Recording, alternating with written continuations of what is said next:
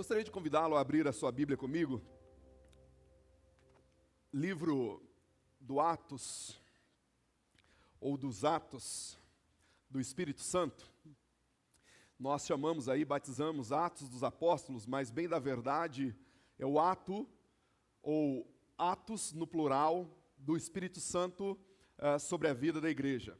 E nós vamos ler alguns versículos do primeiro capítulo, mas desejo fazer uma breve explicação sobre o tema que os irmãos têm no seu boletim e também tem aí no slide central.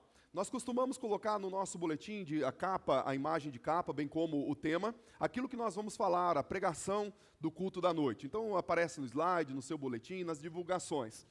E nós começamos hoje pela manhã a campanha de missões mundiais. Para você que, quem sabe, está aqui e conosco e não faz parte da Igreja Batista, eu queria explicar rapidamente o que é isso e como nós nos envolvemos a partir de hoje de manhã na campanha de missões mundiais. Nós, os batistas, nós somos essencialmente uma igreja missionária. E porque somos uma igreja missionária, durante todo o ano nós falamos de missões. Nós evangelizamos, nós mandamos missionários para o campo missionário, nós sustentamos missionários. E essa igreja, que é a nossa denominação, Igreja Batista, ela tem como princípio a congregação sendo cooperadora. O que isso significa, pastor Rafael? Significa que nós nos unimos a outras igrejas batistas do Brasil e do mundo, no caso de missões mundiais, a outras igrejas batistas do Brasil, para juntos levantarmos recursos do ponto de vista humano, do ponto de vista monetário e oração, para que nós pudéssemos, ou para que nós possamos, enviar missionários ao campo missionário. Então, a partir da Junta de Missões Mundiais, nós temos missionários por os mais diversos países do mundo. E aí, hoje pela manhã, nós começamos essa campanha, que é uma campanha sazonal, no sentido de que tem começo e fim, e essa campanha, então, visa levantar recursos, levantar pessoas, levantar grupos de oração para orar pelos nossos missionários que estão no campo missionário. E o tema desse ano é Faça a Terra se Alegrar. Bom, o escopo da campanha está muito claro. A terra só pode se alegrar definitivamente, talvez a melhor palavra não seria nem a alegria, mas a terra pode ter a verdadeira felicidade quando Jesus Cristo de fato é a plataforma. Quando Jesus Cristo de fato é anunciado. Quando Jesus Cristo de fato é vivido. O profeta vai dizer que um dia toda a terra se encherá da glória de Deus. Alguns pensam que Deus vai mandar várias cápsulas de glória lá do céu e a terra então vai estar cheia dessas cápsulas de glória. Não é isso que o profeta está dizendo. O profeta está dizendo que haverá um dia em que o seu povo, o povo de Deus, tomará uma postura de anúncio, de publicidade do evangelho do reino, de modo que a glória de Deus seja vista e percebida através das nossas vidas. Aí sim, a terra pode se alegrar. Então, hoje pela manhã nós demos início à nossa campanha de missões mundiais e nós queremos envolver toda a igreja em oração. Orar pelos nossos missionários. Nós temos um dos pedidos de oração ali por Moçambique. Nós temos missionários lá em Moçambique. Os irmãos sabem o que aconteceu durante essa semana. Estamos orando por aquele país, por todo o continente da África. Mas ore também pelos missionários que estão em outros continentes que fazem parte da nossa junta de missões mundiais. Então, tome posse disso.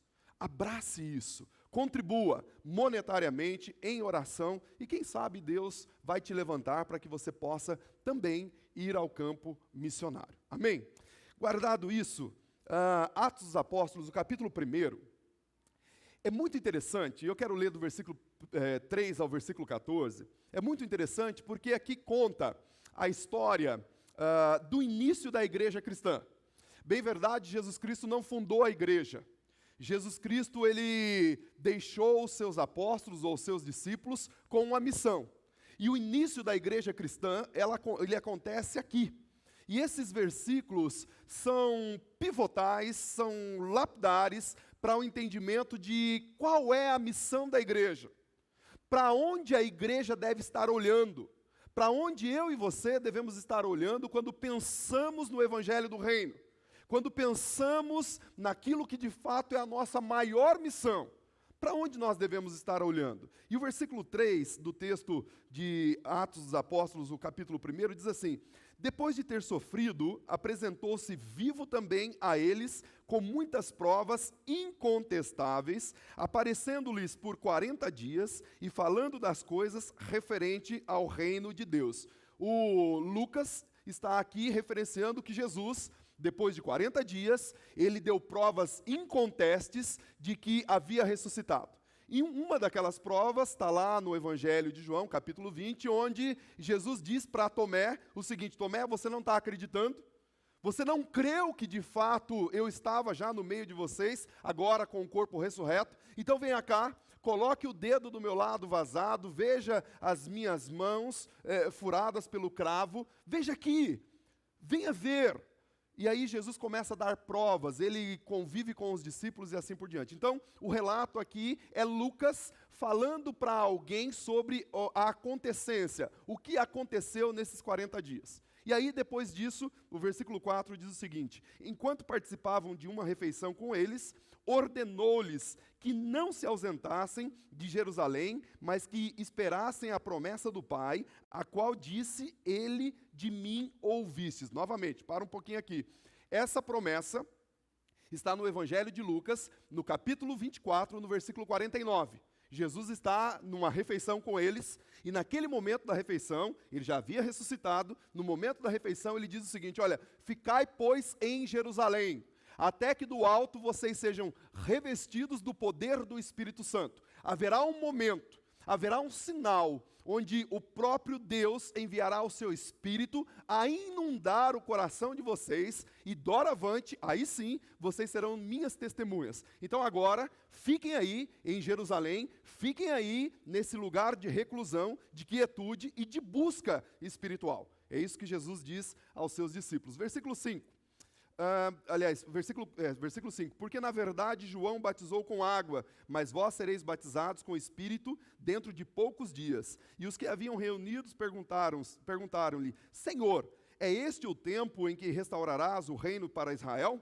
Ele lhes respondeu: não vos compete saber os tempos ou as épocas que o Pai reservou para a sua autoridade, mas recebereis o poder quando o Espírito Santo descer sobre vós, e sereis minhas testemunhas, tanto em Jerusalém como em toda a Judéia, Samaria e até os confins da terra. Ou seja, haverá o tempo em que a profecia do profeta Joel, lá no capítulo 2, versículo 28 e 29, que Deus havia dito àquele profeta que o Espírito dele seria derramado sobre toda a carne, sobre jovem, sobre velhos, sobre crianças, sobre toda a carne. E esse Espírito derramado faria com que o dunamis de Deus, o poder de Deus, fosse manifesto através da vida dessas pessoas. Então vocês receberão poder, mas não é receber poder para ficar sabidão.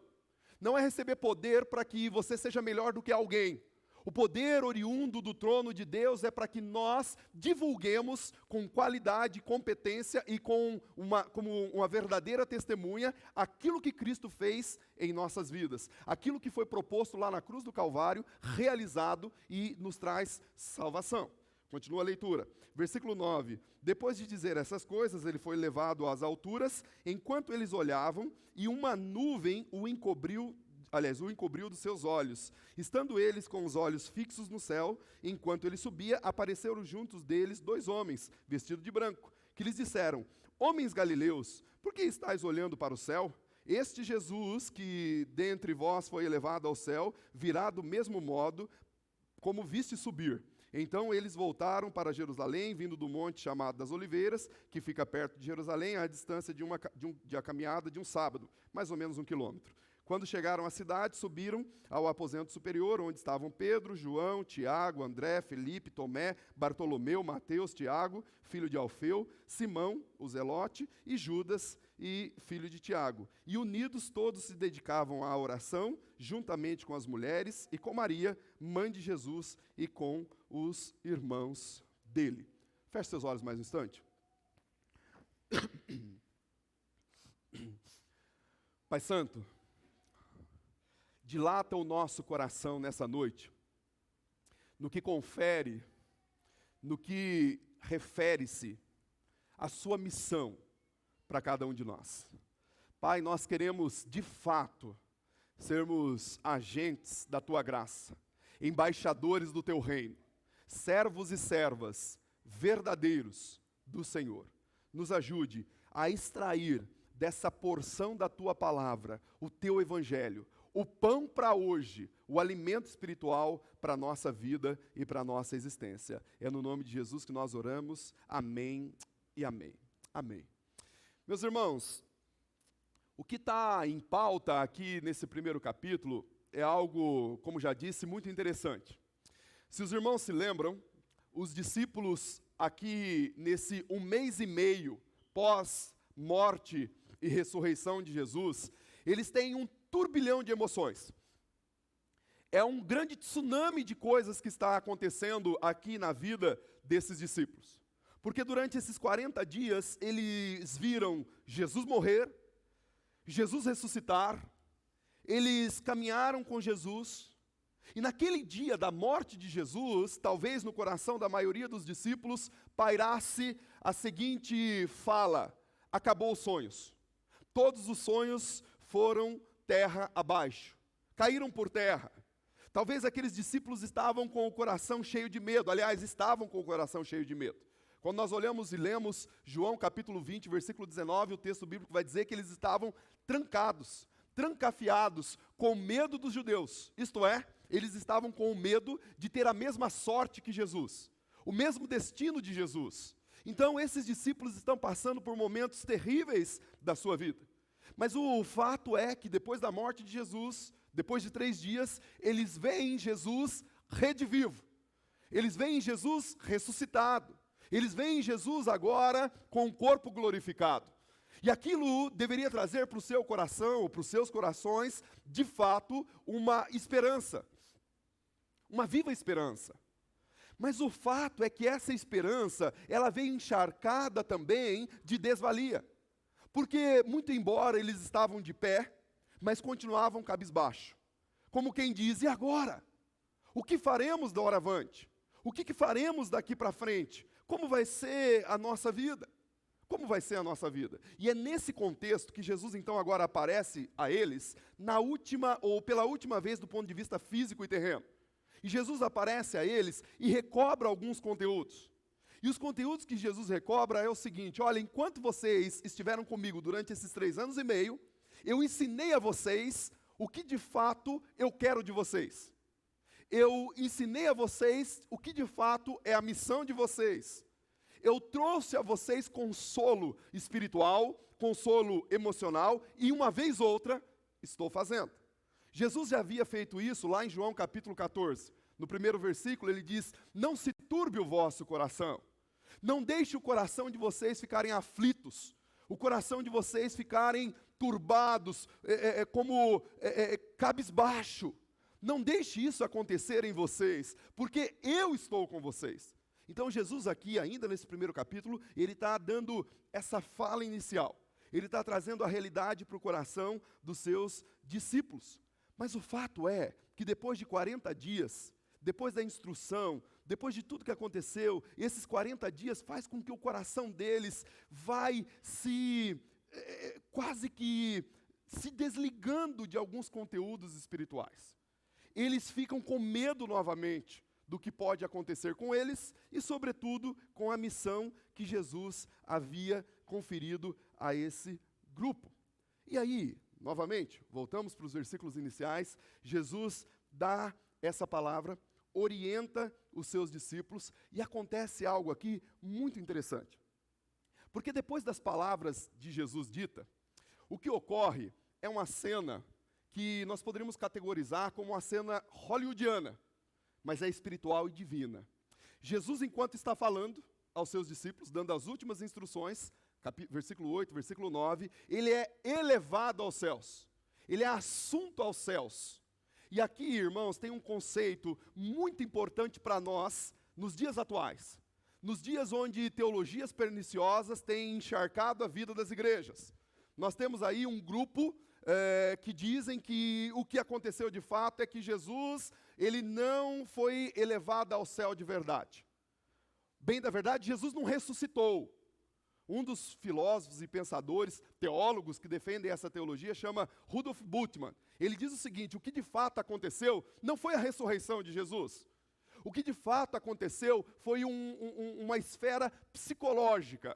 Então os seus discípulos, outrora amedrontados, agora veem de fato Jesus ressuscitando no seu coração. Não é uma ressurreição com o corpo glorificado, é uma ressurreição no seu coração. Jesus de fato não teria ressuscitado. E nós damos um não rotundo a essa teologia que tem graçado no meio das igrejas, em algumas igrejas no contexto atual. Sim, Jesus ressuscitou.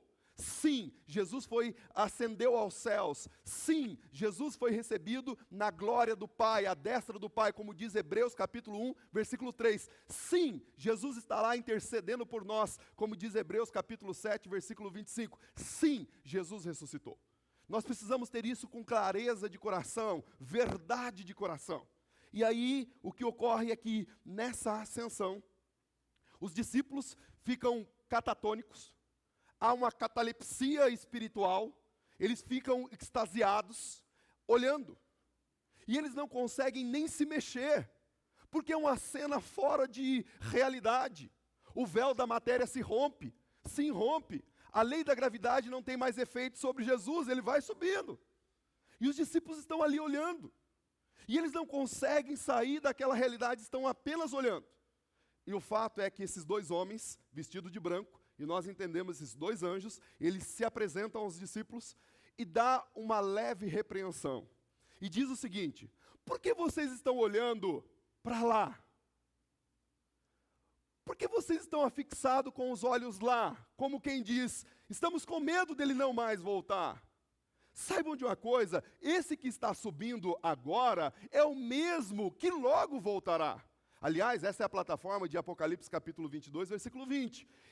Eis que logo venho, é a promessa de Jesus Cristo. Então esses dois anjos dão uma palavra, que é a palavra que eu quero sublinhar para o seu coração e para o meu coração nessa noite.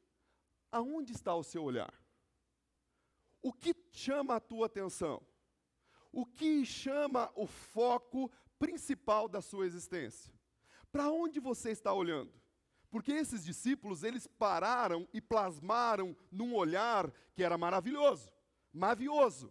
Mas ficar com o olhar plasmado naquilo que era uma maravilha, não faria deles os discípulos que depois eles se tornariam. Então, para o meu e para o seu coração, o que está ocupando a minha mente e o meu coração nesses últimos dias? Aliás, eu tenho sido um agente de transformação por onde eu passo. Onde eu passo, a terra tem a tendência de se alegrar. A terra se alegra com a minha presença. É muito interessante que Jesus ele abre os olhos de muitas pessoas. Os olhos espirituais e os olhos físicos. E lá no capítulo 9 do livro de João, o Evangelho de João, há a cura do cego de nascença. O pastor Maico pregou recentemente sobre esse texto, uma bela exposição. E naquele texto, é muito interessante que depois que esse cego de nascença, ele recebe novamente a visão, alguns perguntam a ele, onde está aquele que te curou? No primeiro momento ele diz que não sabe, mas no segundo momento ele diz, olha, vai lá. Ele está lá na frente. Aquele que me curou está lá. Ele foi uma testemunha de uma cura. E ele aponta, está lá. Mas irmãos, o interessante é que a partir aqui desse primeiro capítulo, e na entrada do segundo capítulo do livro de Atos, o Espírito Santo, ele vem de uma maneira tão avassaladora na igreja, na vida da igreja, que o mesmo testemunho que outrora fora desferido por esse cego de nascença, não pode ser o seu. O seu testemunho não pode ser o mesmo desse cego de nascença, porque o cego de nascença ainda não havia recebido o Espírito da verdade. O Espírito Santo ainda não havia encharcado e tornado o cego de nascença templo. E nós somos templo. Então, a testemunha ou testemunha que eu e você somos, não é uma testemunha de dizer, olha, é lá. Nós somos testemunhas no sentido de dizer, é cá. Ele está aqui. A glória dele está aqui, a misericórdia dele está aqui, a voz dele está aqui, os braços dele estão aqui, as pernas deles estão aqui. É aqui. Sou eu. Irmãos, quando eu quero fazer a terra se alegrar, eu preciso ser o agente cristiano, ou seja, o pequeno Cristo. O Cristo que habita em mim, através do Espírito Santo, de fato, deve ser expelido por onde eu passar. O bom aroma de Cristo deve ser expelido, deve encharcar as pessoas por onde eu passar. Pergunta para você, o que está chamando a sua atenção? Qual tem sido o seu foco? Para onde você está olhando? Hoje pela manhã, um dos vídeos que nós passamos na abertura da campanha, chamou muito a minha atenção, o vídeo dos jovens, e eles diziam o seguinte, olha, alguns querem construir palacetes, ter uma vida palaciana, uma vida principesca, uma vida que faça de mim alguém superior, muitos diplomas, concursos públicos e assim por diante. Irmãos, nada de errado com isso. Nada de errado de buscar uma melhora intelectual, uma melhora financeira, monetária. Nada de errado, pelo contrário, devemos buscar. Mas é isso que está chamando a minha atenção. Quando o anjo do Senhor pergunta, para onde você está olhando? Você vai dizer para ele, é para a universidade? É para aquele carro novo que eu quero comprar? É isso que chama o centro da minha atenção? Irmãos, porque se for isso, é muito pequeno, é muito diminuto. O Evangelho do Reino nos chama para olhar para aquilo que é eterno. Gostei muito de uma frase da Sara hoje pela manhã, na abertura da campanha também, que ela disse o seguinte, ela exemplificando um fato de um grupo que fizeram uma sociedade, algo para poder ajudar algumas crianças que queriam participar de um evento lá na Disney, alguma coisa do gênero. E ela terminou dizendo o seguinte, olha, esse grupo investiu muito para que essas 50 crianças pudessem ir lá para a Disney e ver o Mickey ou qualquer outro personagem lá da Disney. E ela conclui dizendo o seguinte, nós podemos investir muito mais para que essas crianças vá não para a Disney, mas para o céu. Irmãos, o investimento mais pontual que nós podemos fazer é na eternidade. E nós podemos investir na eternidade quando nós fazemos a terra se alegrar. Esse grupo, eles têm algumas características que eu queria olhar com você, e talvez você esteja olhando para essas realidades que eles olharam aqui. Olha o versículo 9, para onde eles estão olhando num primeiro momento. O versículo 9 diz assim, depois de dizer essas coisas, ele foi levado às alturas, e enquanto olhavam, e uma nuvem o encobriu de seus olhos. Veja só, esses discípulos, novamente, veem Jesus subindo, sendo assunto aos céus, há um movimento ali acontecendo, e aí o texto bíblico diz que uma nuvem encapsulou Jesus. Essa nuvem não é aquela nuvem típica de chuva, a nuvem que contém chuva, não. Essa nuvem aqui é uma nuvem parecida com aquela de Êxodo capítulo 40, versículo 34. Aquela nuvem que tomou conta do tabernáculo. É a nuvem do Shekinah de Deus. Eles veem o grande Shekinah de Deus. É Deus recebendo o seu Filho, agora de maneira altissonante. O seu Filho chegando com poder e glória. É Deus recebendo o seu Filho, como quem diz, entre. Aqui você recebeu o nome que está acima de todo nome. É isso que os discípulos estão vendo e enxergando naquele momento. E aí, tudo vai acontecendo. E depois que Jesus sobe aos céus, os discípulos olham firmemente. Eles não conseguem entender o que está acontecendo, muito embora eles já deviam saber, porque se os irmãos se lembram, nós estudamos aqui bastante detidamente o Evangelho de João, em especial capítulo 6, versículos 60 ao 62, quando Jesus, ele dá uma palavra, e a palavra parece muito dura. E aí os discípulos começam a criticar. E Jesus, onisciente, ele olha para os seus discípulos e diz o seguinte, olha, se vocês não querem continuar, a porta está aberta. Em outras palavras, a palavra é dura. Mas imagine vocês, quando vocês virem o Filho do Homem, eu, subindo e ascendendo aos céus. Se essa palavra é dura para vocês agora, se preparem, porque será ainda mais. Esses discípulos já deveriam estar preparados. Jesus já havia dito isso em outras ocasiões. Capítulo 16 do livro de João, capítulo 14, Jesus está preparando os seus discípulos. Ele vai partir. Mas essa partida faz com que os discípulos fiquem, como já disse, em desvalia.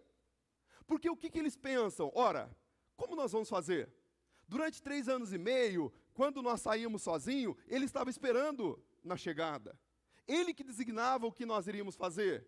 Ele que orientava a nossa feitura. E agora? Será que nós conseguiremos realizar essa obra tão alvissareira, essa obra tão grande, sozinho? Alguém poderia dizer ali no grupo apostólico, mas por que ele não nos levou? Por que ele não nos capturou junto com ele em glória? Seria tão bom entrarmos nesse Shekinah. Seria tão bom nós podermos gozar da glória de Deus agora, nesse momento. Por que Jesus assim não o fizera? E 3 motivos podem ser dados. O primeiro motivo, e o motivo talvez o mais importante para esse contexto, está lá em João, Evangelho de João, capítulo 16, e o versículo 6. Quando Jesus diz que se ele não for, o Espírito não virá. O Espírito Santo, que outrora no Antigo Testamento habitava de maneira esparsa, ou seja, em tempos específicos na vida de algumas pessoas, agora, pela profecia de Joel, como já fiz referência, ele viria a habitar plenamente na vida da igreja. E o que Jesus está dizendo é, eu preciso subir para que o Espírito desça. E o Espírito Santo vai tomar vocês de uma maneira avassaladora. Aliás, o Espírito vai fazer com que vocês realizem obras superiores às que eu realizei. A ideia aqui central é, Jesus precisa subir, porque nele habitava a plenitude do Espírito. Enquanto ele vai ao Pai, o Espírito agora desce e encharca, inunda a vida da igreja. Primeiro motivo, então, porque os apóstolos deveriam continuar. O primeiro motivo é, de fato, porque o Espírito deveria descer. O Espírito deveria descer sobre a igreja. Mas o segundo motivo, porque Jesus subiu e deixou os seus apóstolos e também a sua igreja. Ele subiu, conforme diz o texto bíblico, para interceder por nós. Irmãos, e aqui está um dos conceitos mais maravilhosos que nós podemos depreender do Evangelho. Nós temos um representante divino. Hebreus capítulo 1, versículo 3 diz que ele é o resplendor da glória de Deus. Ele é a expressão exata da glória do Pai. E ele está à destra do Pai. E o versículo 25 do capítulo 7, que também já fiz referência, diz que ele intercede por nós. Ele intercede por nós. É mais ou menos o seguinte: depois que Jesus veio à Terra, o endereço de Deus mudou. Agora, o endereço de Deus está no nosso coração. O sacrifício crístico traz a nós, como já foi ministrado aqui, através do louvor, traz a nós a salvação, o perdão pelos nossos pecados, o perdão pelo pecado original, ele traz a nós. Então, quando Jesus está intercedendo por nós, é mais ou menos o seguinte: quando Satanás, o inimigo das nossas almas, quando o pecado que habita em nós quer nos acusar diante de Deus, Jesus está diante do Pai dizendo: Pai, o meu sacrifício foi para aquele pecador ali. Pai, é como se Jesus fosse um advogado. Eu vou usar um termo aqui bem chulo. Nós temos aqui alguns advogados, né? Nenhum é dessa categoria. Mas é como se Jesus fosse um advogado porta de cadeia. Sabe o que é o advogado porta de cadeia? Que só defende aquele que é culpado. Ou a maioria só defende aquele que é culpado. Jesus é o advogado porta de cadeia. Se a gente pode, assim, com toda a vênia e respeito. Por quê? Porque ele é o defensor só de gente errada. Ou você acha que é certo? Ou você acha que tem algum mérito para Jesus te defender? Pelo contrário, o que Jesus está ali diante do Pai fazendo, como diz lá em Romanos, o Espírito Santo intercede por nós também com gemidos inexprimíveis, olha, esse aqui é filho. Esse aqui foi lavado e redimido pelo meu sangue. E aí quando Satanás quer nos acusar, Jesus é o nosso defensor. É ele quem aplaca a ira de Satanás. Ou melhor, quem aplacou a ira ou a justiça de Deus e aplaca as mentiras de Satanás. É por isso que lá em 1 João, capítulo 2, versículo 1, o apóstolo João vai dizer o seguinte: nós temos um advogado, que é fiel e justo, que intercede por nós. É o advogado que está intercedendo por nós diuturnamente. É como se fosse o seguinte, eu gosto dessa expressão ou dessa ilustração. Quando Deus olha para a humanidade, é como se ele olhasse a humanidade numa fila gigantesca indiana, onde está um atrás do outro. E aí ele olha para essa humanidade claudicante, pecadora, essa humanidade no negrume do pecado. Só que tem um detalhe, o primeiro dessa fila indiana, dessa humanidade, entenda aqui, essa que já se tornou uma unidade, aqueles que receberam Jesus como seu único e suficiente Salvador, que está aqui, o primeiro dessa fila indiana é Jesus Cristo, mostrando os seus cravos, mostrando o seu sangue vertido, mostrando a obra crística. Então o que Jesus foi fazer lá no céu? Foi interceder por mim e por você, porque por algum mérito, ou nenhum mérito, nos levaria aos céus. E por fim, Jesus está lá no céu, ou ele foi para o céu, ou ele foi para o Pai, com uma prerrogativa: eu voltarei. É isso que vai dizer em Apocalipse 22, 20. É isso que diz em 1 Tessalonicenses, capítulo 4, versículo 16 em diante. Ao rebumbar, ao toque da trombeta do arcanjo, Jesus virá sobre as nuvens em grande glória e levará todos aqueles que ele mesmo já redimiu lá na sua cruz. Jesus voltará. Irmãos, isso não é historinha. Jesus voltará. Jesus levará a sua igreja. Aqueles que já estão com o Pai ressuscitarão primeiro. E se nós estivermos aqui como geração, no dia que Jesus vier buscar a sua igreja, nós seremos também ressuscitados com Ele, no segundo plano e com o corpo agora glorificado. Irmãos, Jesus vai voltar. Então, o que Jesus está dizendo aqui nesse primeiro capítulo, nesses primeiros versículos do capítulo 1 de Atos, é: guardem isso na mente e no coração. Certamente há uma insegurança para os discípulos, mas eu estou aqui. E talvez hoje à noite você esteja aqui com qualquer categoria de insegurança. Insegurança no coração. Quem sabe como quem diz o seguinte: olha, será que Deus está mesmo interessado em mim?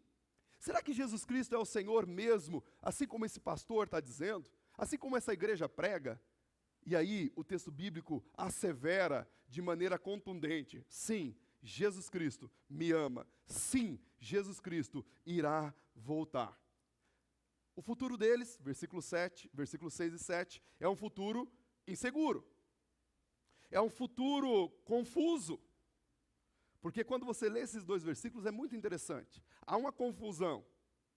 Eles não sabem o que vai acontecer. Eles não sabem o que acontecerá no dia de amanhã.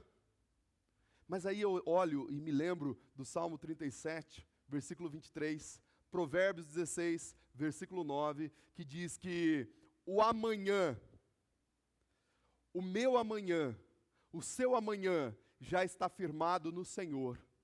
O Senhor firma os seus pés. Talvez você esteja aqui hoje à noite, confuso com o amanhã, preocupado com os seus projetos. Talvez algum que não deu certo. E aí Deus está dizendo no seu coração, de uma maneira muito pontual: creia e apenas descanse. O amanhã me pertence, eu estou com você. Aliás, eu estou com você até a consumação dos séculos. Eu não largo de você. Eu te amo e tenha segurança. Eu estou contigo. O seu futuro está em minhas mãos. É isso que o texto bíblico vai dizer para esses apóstolos. Eles estão preocupados com o futuro deles e com o futuro da obra. E aí os anjos dizem: olha, fiquem despreocupados. Esse Jesus que subiu é o Jesus que desceu. E é o Jesus que um dia regressará. Eles fazem uma pergunta bastante incisiva. E a pergunta é o seguinte: Senhor, será agora o tempo que o Senhor vai restaurar Israel? Mas a restauração de Israel ainda tinha alguns caracteres do pensamento judaico. Era mais ou menos o seguinte: Israel vai voltar a ter o poderio que tinha na época de Salomão, na época de Davi? Haverá alguém que vai descer com um cavalo branco, um grande agente do Messias, porque o Messias nós sabemos que é o Senhor, mas será que não é a hora? E aí Jesus diz para eles, o que já havia dito lá em Mateus capítulo 24, versículo 36, o seguinte: não compete a vocês, nem o dia e nem a hora. Não compete a vocês. Isso é a história do Pai. É o Pai que sabe. E o Pai revela a quem Ele queira, no momento que Ele quiser. E parece-me que Ele não está muito afim de revelar a ninguém. Porque aqueles que disseram ter recebido alguma revelação do Pai nessa direção, cometeram grandes equívocos. A palavra de Deus deixa claro, o dia e a hora nós não sabemos. E Jesus dá essa repreensão ao coração desses discípulos e diz o seguinte: apenas confie. Apenas se entreguem de maneira completa e cabal. O resto, deixa comigo. Caminhando para o final, versículos 5, 6 e o 8, aliás, o versículo 4, 5 e o 8, são convocação, ou versículos de convocação, para uma missão a mais desafiadora da história. Lembram-se de João, capítulo 20, os discípulos estão amedrontados, trancafiados, estão com um medo existencial que transforma o inimigo natural em forças sobrenaturais. Agora, Jesus está dando uma missão a eles, que eles declaradamente não têm habilidades para realizá-la. Declaradamente não têm condições para realizá-la.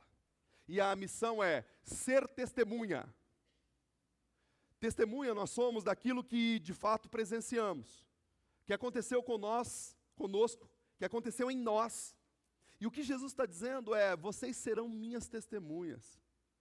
Irmãos, e o mais lindo da história é que esses homens amedrontados, esses homens exclusos, ou reclusos, melhor dizendo, cheios de medo no coração, se tornaram testemunhas incontestes da maior revolução da história. A partir de 12 homens, junto com aquele colégio de 120 pessoas, a história do Ocidente foi mudada. A história do mundo mudou. Tal é que nós temos o antes de Cristo e depois de Cristo, isto obra desses homens, a maioria deles iletrados. A maioria deles sem versação intelectual, mas com um poder que foi descrito no versículo 8. Mas recebereis o poder. Esse poder não é um poder, repito, para te fazer melhor do que ninguém. Não é um poder para te enaltecer, mas é um poder para que você testemunhe aquilo que aconteceu em você. Irmãos, aqui está uma referência importantíssima. Novamente, eu quero recobrar essa ideia do cego de nascença e da testemunha. Você não é mais uma testemunha como o cego de nascença. Agora você é uma testemunha do que aconteceu em você. Você pode apontar para Cristo no sentido de dizer: Cristo é o Senhor da minha vida. As pessoas, quando leem a sua vida, precisam ter esse entendimento. Mas a sua vida, o apóstolo Paulo vai dizer em 1 Coríntios capítulo 3, que é carta viva, lida pelos homens. Sabe o que significa isso? Sabe o que o apóstolo Paulo está dizendo? Ele está dizendo o seguinte: quando alguém lê a sua vida, ele precisa encontrar o Cristo do amor, o Cristo da misericórdia, o Cristo do perdão. Você é um exemplo para as pessoas. Irmãos, por mais que a igreja não queira, durante o curso da história, ser vista primeiro do que Jesus, do ponto de vista da expressão, ela sempre vai ser vista primeiro do que Jesus. Deixa eu explicar o que eu estou dizendo para você. Por mais que você queira que as pessoas olhem para Jesus antes de olhar para você, elas sempre olharão para você. Sempre. Incontestemente. Então, o apóstolo Paulo vai dizer em Efésios capítulo 2, versículo 10, que nós somos obra, feitura. A palavra obra de Deus ali, no grego, é poema, que dá origem à nossa palavra portuguesa, poema. Olha que coisa linda. Nós somos uma obra de arte de Deus, o poema de Deus, o poema declarado de Deus à humanidade. Que tipo de poema você tem sido à humanidade? O poema que é você faz a terra se alegrar? O poema que é você traz vivacidade, traz vida? Você é uma obra de arte. E quando você passa, ou por onde você passa, essa expressão artística do supremo artífice é vista e apreciada? Ou ela é olhada com desdém? Olhada como quem diz, olha, esse camarada fala, mas não vive. Olha, essa pessoa não dá. Irmãos, há tempo. Se estamos vivendo dessa maneira, há tempo. O apóstolo Pedro, em algum momento, viveu dessa maneira. Mas ele foi plenamente restaurado, recobrado. E agora, essa missão desafiadora, uma missão que excede as capacidades. Lá em Mateus capítulo 28, versículo 19, Jesus diz para que vá por todo o mundo, por todas as nações, pregando o Evangelho. Em Marcos 16, 15 vai dizer que essa palavra deve ser pregada para toda criatura. Quem crer e for batizado será salvo. E aí tem um princípio legal, lá em Mateus capítulo 24, versículo 14, que diz que esse Evangelho do Reino deve ser pregado para toda criatura, para todo ser humano, para que venha o fim. Qual tem sido a sua parte no sentido de remir o tempo para a vinda ou a segunda vinda de Jesus Cristo? Se o Evangelho do Reino tem que ser pregado a toda criatura, eu tenho pregado a quem? A minha vida tem expelido a graça, a misericórdia, o amor a quem? Porque muitas vezes nós somos loquazes fora de casa. E às vezes na nossa casa tem gente que também é alvo da graça e não está sendo alcançado por Jesus, por falta, efetivamente falta, do meu caráter genuinamente cristão. Você tem sido esse poema? Se não tem, é um convite para você hoje à noite, fazer a terra se alegrar. Finalmente, no versículo 10 e 11, nós temos aqui uma promessa reconfortante. Os anjos dizem aos discípulos, olha, ele voltará, ele volta. Ele vai voltar para resgatar a sua igreja. Vocês estão aí catalépticos, estáticos, vocês estão aí de uma maneira que não conseguem olhar para outro lugar. Sim, olhem para lá, mas sobretudo, tirem os olhos de lá e partam para a ação. Não é só ficar olhando embevecido para a glória e graça de Deus. Irmãos, isso é maravilhoso a gente cantar aqui. É maravilhoso. Os discípulos, numa certa ocasião, subiram no monte, chamado Monte da Transfiguração com Jesus, 3 deles. E esses 3, quando olham ali a transfiguração, Jesus num corpo glorificado, algo lindo acontecendo, aí aparecem os profetas do Antigo Testamento, algo maravilhoso acontece. Aí eles começam a cantar um corinho, que a gente gosta de cantar muito. E qual que é o corinho? Bom estarmos aqui louvando a Deus. É um corinho lindo. Só que os apóstolos queriam, os 3 queriam continuar ali, com tendas armadas e afixadas ali. Enquanto lá no sopé do morro, estavam endemoniados, esquálido da sua vida, porque a igreja estava lá. A igreja estava lá embevecida na graça e amém, aleluia. Mas aqui no sopé do morro, no chão da vida, tem gente sofrendo.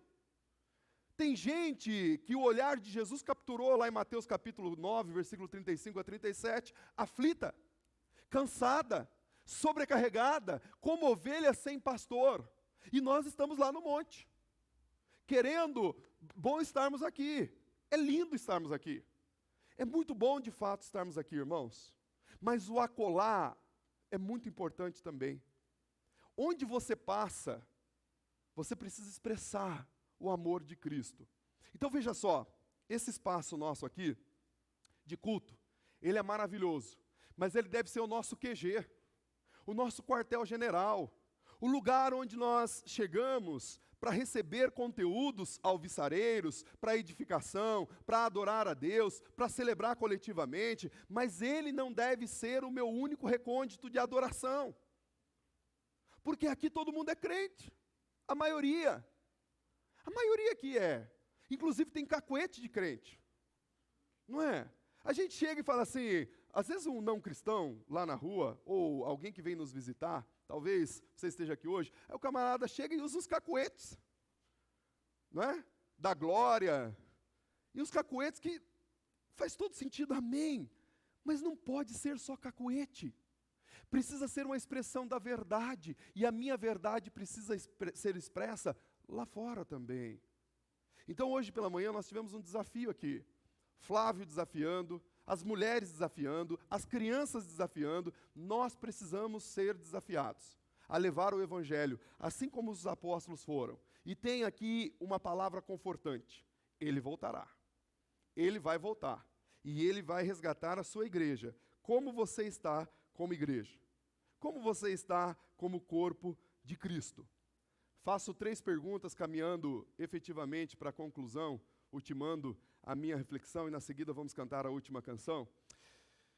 3 perguntas para você. A primeira delas, onde você está olhando? O que ocupa o foco da sua atenção? O que tem a sua atenção de maneira centralizada? Será que você está cativo nas maravilhas de Deus? Calvino, ele dizia o seguinte, que a própria natureza tenta nos seduzir. As belas cores das flores, das árvores. E aí a gente fica seduzido por aquilo. Talvez você esteja seduzido por outras coisas do mundo. Quem sabe, como já dissemos aqui, aquele carro novo que eu quero comprar. Aquela casa mais confortável que eu quero ter. Aquele plano longevo de planejamento que eu quero ter. E aí, a gente está aqui extasiado. Será que você está dessa maneira? Se você estiver, quem sabe hoje à noite seja o momento de você corrigir a sua rota. E olhar efetivamente para Jesus, mas não no sentido de ficar ali de maneira apofática, de maneira apenas contemplativa. Tem crente que contempla tanto, contempla, mas não faz nada com a sua contemplação. Se você está assim hoje à noite, eu quero convidar você a corrigir a sua rota, a ser humilde o suficiente para corrigir a sua rota. Se você está com seus olhos em Jesus e na glória dele, certamente o que vai reverberar na sua vida vai ser a ação de fazer a terra se alegrar. Então, se você está assim, eu quero te convidar a continuar dessa maneira e incendiar, inflamar o coração de quem está perto de você. Por fim, se você está aqui e ainda não olhou para Jesus, não no sentido de um assentimento, não no sentido de uma convicção intelectiva, conhecer apenas por conhecer. Mas quem sabe você esteja aqui hoje à noite e ainda não se entregou plenamente a Jesus Cristo, a esse que, dissemos aqui, morreu, ressuscitou e vivo está no nosso meio e um dia retornará para resgatar a sua igreja. Se você ainda não teve esse encontro, quem sabe hoje à noite seja a sua noite de entregar o seu coração a Jesus e dizer: Senhor, assim como eu ouvi essa mensagem, eu quero proceder. Assim como eu ouvi essa mensagem, eu quero caminhar. Eu quero entregar o meu coração plenamente e completamente nas tuas mãos. Quero convidar você a ficar em pé por um instante. E eu quero orar com você. Orar desafiando o seu coração. Depois o irmão Marcos, junto com a equipe, vai nos conduzir em adoração no último cântico.